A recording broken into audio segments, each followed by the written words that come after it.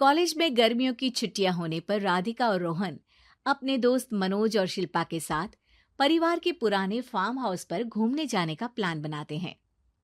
Guys, तुम दोनों को वो फार्म हाउस बहुत पसंद आएगा। बचपन से ही वो मेरी और रोहन की सबसे पसंदीदा जगह रही है। पर मैंने तो इतने सालों में तुम्हारे मुंह से कभी फार्म हाउस का नाम तक नहीं सुना। बचपन में फार्म हाउस जाते थे, लेकिन फिर अचानक सबने वहां जाना बंद कर दिया और वजह कभी किसी ने बताई नहीं। पर अब हम चारों मिलकर वहां धमाल करेंगे। इसी तरह बातें करते कुछ घंटों का सफर तय कर चारों शहर से दूर ऊंची पहाड़ी पर बने राधिका और रोहन के फैमिली फार्म हाउस पर पहुंच जाते हैं। वाह यार, ये तो बड़ा ही सुंदर है।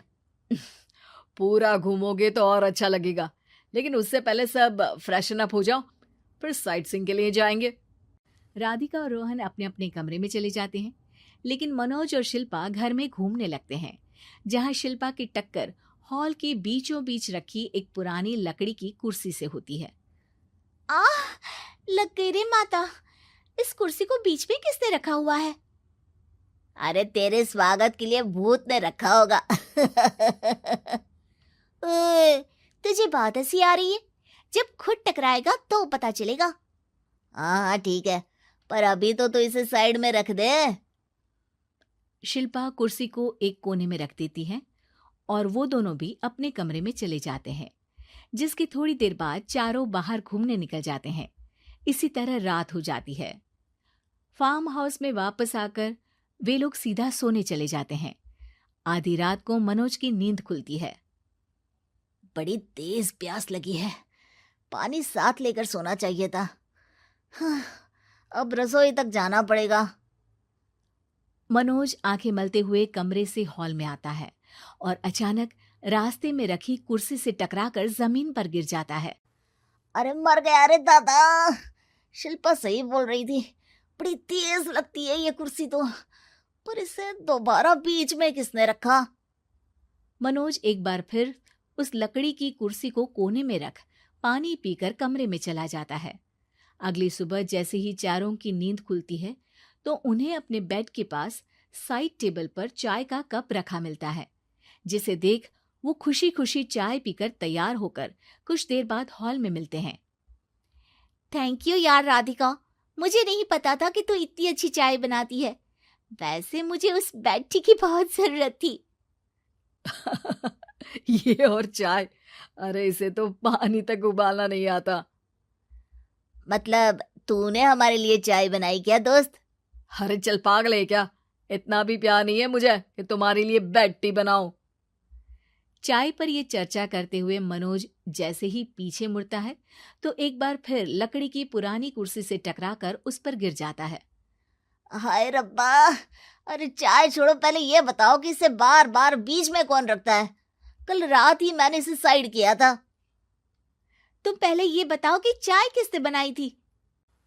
सबकी बातों को कुछ देर ध्यान से सुनने के बाद राधिका हैरानी से कुर्सी की तरफ देखने लगती है। भूत दीदी। राधिका की बात सुन आपस में झगड़ रहे सारे दोस्त शांत हो जाते हैं। क्या बोला अभी तूने? अरे पर अब वो यहाँ कैसे हो सकती हैं? क्यों नहीं हो सकती? हमने यहाँ आना छोड़ा था, पर उन्होंने तो घर नहीं छोड़ा ना। और याद करो, ऐसे बेड के पास कप रखना और कुर्सी को कमरे के बीच में रखना, ये सब वही तो करती थी। ये तुम दोनों किसकी बात कर रहे हो? अरे जो भी हो, कुछ अच्छा तो बिल्कुल नहीं लगता। अब देखो, डरने की कोई जरूरत नहीं है। वो सालों से इस घर में रहने वाली भूत दीदी है। वो बचपन से ही हमारे यहाँ आने पर एक बड़ी बहन की तरह हम दोनों का ख्याल रखती हैं। ओए, पगला गया है क्या? शिल्पा, मुझे यहाँ नहीं रहना, तू भी मेरे साथ ही चल। ये दोनों तो पागल हो गए हैं। जहां मनोज डर से वापस जाने की बात कर रहा होता है, वहीं शिल्पा अपने फोन में बिजी होती है। क्या तुम्हें यहाँ की सिचुएशन समझ में नहीं आ रही जो फोन में लगी हो? जिसे जो करना है करो, मैं तो जा रहा हूँ। मनोज हड़बड़ाहट में अपने कमरे की तरफ जाता है, जिसके साथ राधिका और मोहन भी उसे रोकने के लिए पीछे पीछे जाते हैं, लेकिन शिल्पा वो तो अभी भी फोन में लगी रहती है। कुछ देर बाद जब वो तीनों दोबारा हॉल में वापस आते हैं तो शिल्पा को सबके पैक्ड बैग्स के साथ देखकर हैरान रह जाते हैं। ये सब क्या है शिल्पा? यहाँ हम इसे समझा रहे हैं और तुम हमारे बैग्स भी पैक कर कर लेकर आई। अरे आखिर में फोन से बाहर निकलकर कुछ किया तो सही इसने। दोस्तों देखो, कल से हम यहाँ हैं। भूत दीदी ने कुछ किया नहीं ना? फिर डर क्यों रहे हो? 4 दिन और रुकोगे तो पता चलेगा कि क्या होगा। मतलब? इस पर शिल्पा उन तीनों को फार्म हाउस से बाहर लाकर फोन में पुरानी न्यूज का आर्टिकल दिखाती है। सालों पहले यहाँ रह रही औरत ने अपने दोनों बच्चों को सुबह सुबह दूध में जहर पिलाकर मार दिया और फिर हॉल में उस कुर्सी पर खड़े होकर खुद भी फांसी लगा ली थी। तुम्हारी बातों से मुझे इस केस की याद आ गई। गूगल किया तो पता चला कि ये वही फार्म हाउस है। अभी भी यहाँ रहना चाहते हो जिससे कुछ दिनों में वो सबको थोड़ा थोड़ा जहर देकर मार दे? अरे पर ये दोनों तो बचपन से यहाँ आ रहे हैं, फिर इन्हें अभी तक कुछ क्यों नहीं हुआ? वो तो पापा बताते हैं कि हम आते थे। हाँ, और मुझे भी एक बार का ही याद है। वाह, और कहानियां तो ऐसे सुना रहे थे जैसे सदियों से यहीं रहते हो।